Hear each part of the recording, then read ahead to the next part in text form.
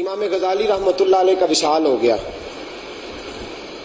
کسی نے خواب میں دیکھا, کہا امام صاحب اللہ نے کیا معاملہ کیا؟ اور پتہ امام غزالی کون ہے؟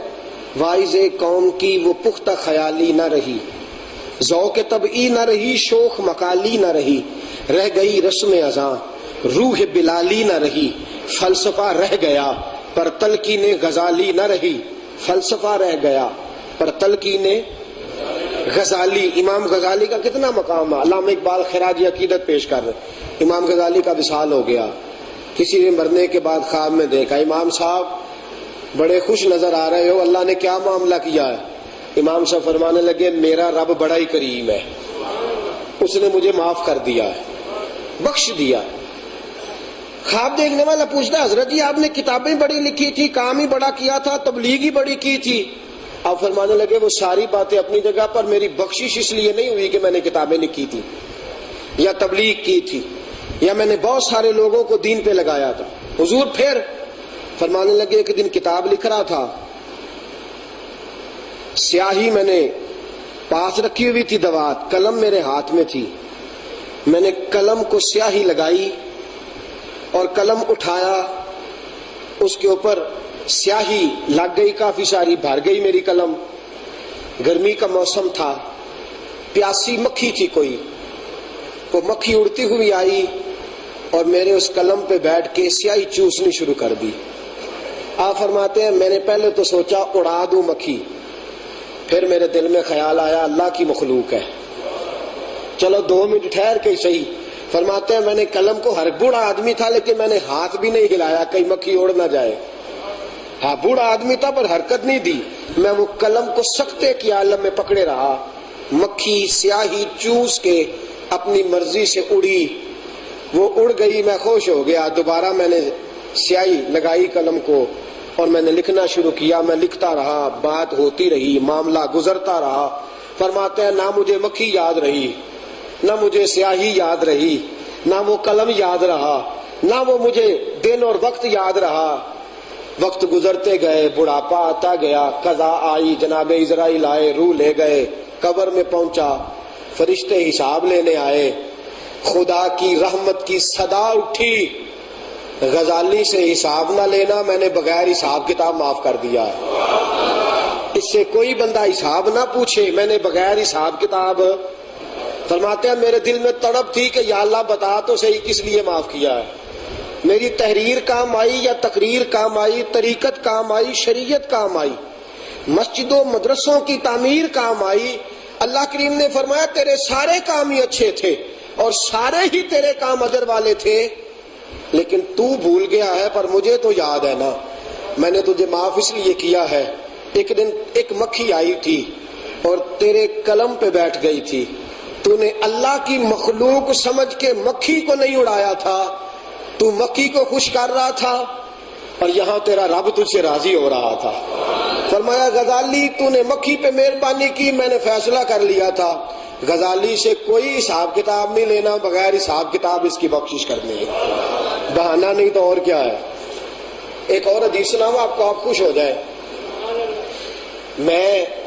مجھے تھوڑی سی الرجی ہے کافی عرصے سے, کوئی نہ کوئی چھوٹی چھوٹی بیماری بندے کے ساتھ رہے تو فائدہ دیتی ہے. جو بندہ غلطیاں کرتا جاتا ہے وہ ساتھ ساتھ معاف ہوتی جاتی ہیں. تو میں چونکہ مریض ہوں تو یہ گرمیاں میرے لیے بڑا مشکل مرحلہ بنا دیتی ہیں.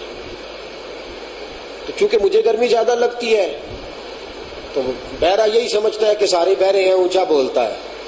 تو مجھے گرمیوں میں یوں ہی لگتا ہے کہ ساری دنیا کو زیادہ گرمی لگ رہی ہے, مجھے زیادہ لگ رہی ہوتی ہے نا.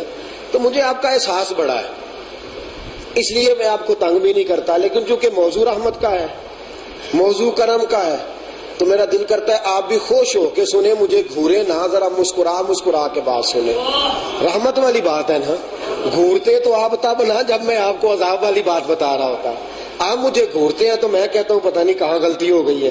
تو گھورے نہیں آپ, گرمی مجھے بھی لگ رہی ہے. آپ ذرا مسکرا کے, رحمت والی بات پہ نبی پاک فرماتے ہیں میرا رب مسکرا دیتا ہے جو اس کی شان کے لائق ہے. آپ مسکرا کے بعد لو سنو حدیث, طبرانی کی روایت. میرے حبیب پاک فرماتے ایک بندہ بڑا گناہگار تھا, اس لیے کہتے ہیں گناہگار سے نفرت نہیں کرنی چاہیے. پتہ نہیں کب اللہ اسے توبہ کی توفیق دے دے۔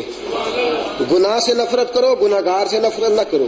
کسی کو داڑھی رکھ کے، پگڑی پہن کے، امام خطیب مولوی پیر بن کے غرور میں نہیں آنا چاہیے۔ پتہ نہیں وہ جو بالکل کبھی مسجد نہیں گیا اس کے دل کا رشتہ اللہ سے زیادہ مضبوط ہو۔ آپ اس کے بے نماز نہ پڑھنے سے نفرت کریں لیکن اس بندے سے نفرت نہ کریں نہ۔